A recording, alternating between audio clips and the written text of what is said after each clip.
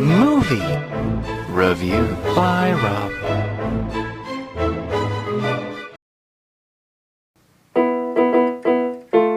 Reviews by Rob.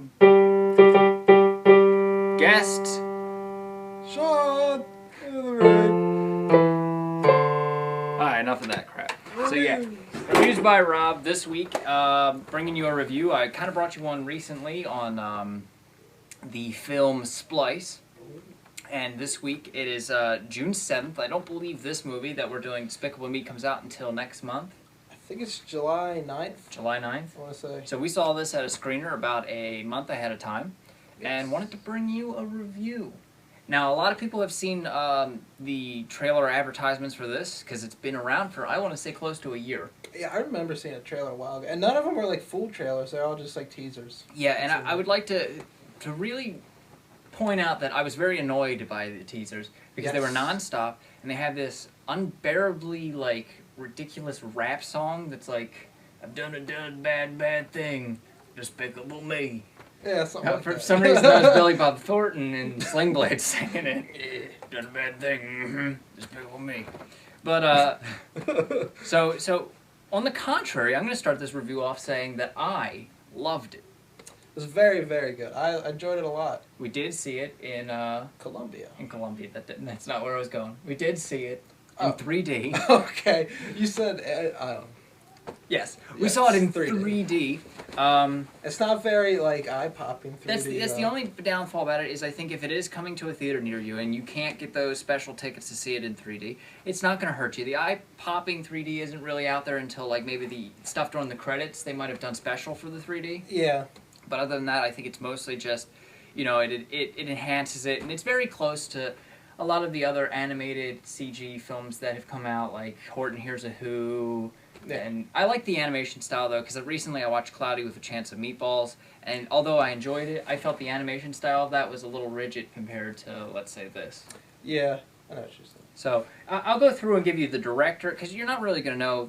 This is first time directing. Never. Yeah, it's... Oh, and of course I messed up. It's Pierre Coffin and Chris Renaud. Pierre Coffin was like art department for We're Back, a dinosaur story, and and Chris Renaud was, what was I saying earlier? He was art department on Ice Age. Ice Age Meltdown. Yeah. So directing wise, this is the first time. But animated films, I'm always kind of weird on director because they don't really have a style, and especially with something like this where they have two directors, I don't know if the style gets across. This is more so just entertaining for children, and it's not really going for a stylistic look. It's not Pixar. It's not Pixar. That's true. Pixar, but do you know who directs those either? I do, actually. I usually know who directs them. Okay, well, fancy you. Oh, that's fancy me. So, I got John Lasseter. Oh, stop. what do we... Oh, yeah. Okay. Well, we're going into now who does the voices in this. Of course, the main voice of Gru himself. Steve Carell. Steve Carell.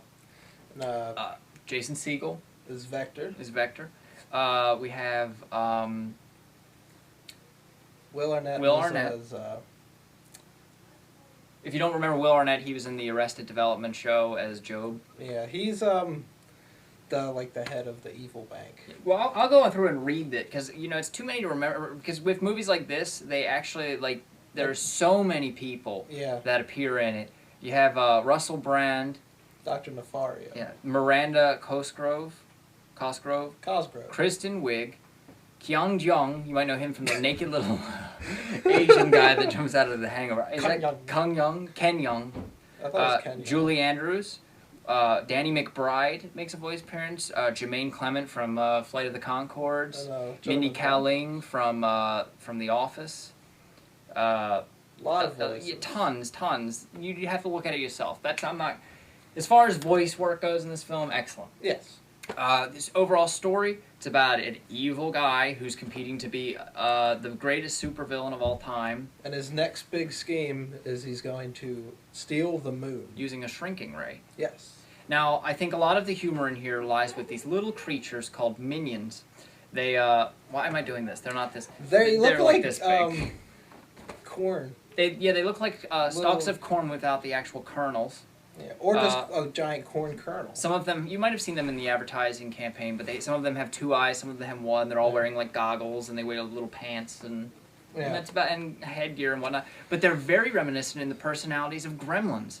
They get into mischief. They're of course Gru's inaudible dialogue. Yeah, they're like stuff like that. Hitting each other. And and punching each other and doing wacky things, and they offer a lot of the humor. As I mean, in the screening we saw tonight, there was plenty of children around, and they were all laughing hysterically. Yeah. As was I.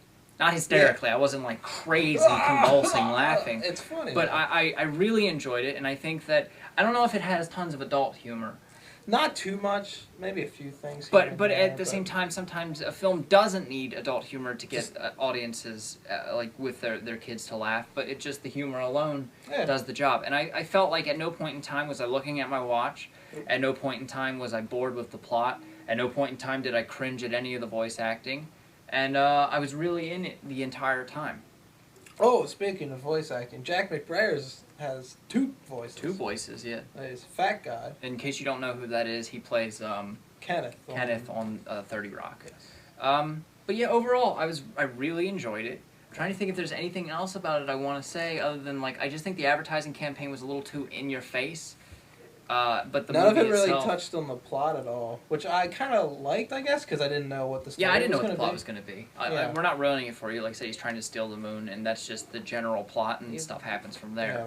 Felt very Lemony Snicket though, because he in the process adopts 3 children. Yeah. And there's a bonding and stuff like that, but that's typical of it's any animated kids movie. But I enjoyed it, like I said, and I look forward to hearing what you guys think of it in a month. Because we saw it that early, but it was definitely great, and out of 5, I would give it probably a 4.5. I give it a 4 out of 5. 4 out of 5. Yeah. Yeah, I don't want to give it perfect because it's not the best. It's not like you said a Pixar film. It's not WALL-E. It's not Up or anything. Right. But as far as animated kids films, I enjoyed it a lot. I feel like that's how it is. It's like, all right, how does it compare to like a Pixar movie? But it really holds up. I wouldn't say it's on the level of a Pixar movie, but it's still really enjoyable, and you can have a lot of fun watching it. Yeah. Yeah. So, and I don't know if Anthony's coming back or not, because Anthony, it's been this like the 4th week in a row. I know. What do we see? We're seeing next week. We might see Karate Kid. Yeah. Or A-Team. Well, I don't want to see the A-Team, but you don't want to see Karate Kid. I don't really want to see either one, but that's where we're going with it. So I'll try to bring you a review for one of those. And if Anthony continues to not show up like he is, I'll have guest stars or just myself like I've been doing for the past week. And I leave you with an outro song. Oh, oh, oh, oh, oh, my God. Oh, oh, oh, oh, oh, my God. I've been hearing that nonstop. Despicable Me.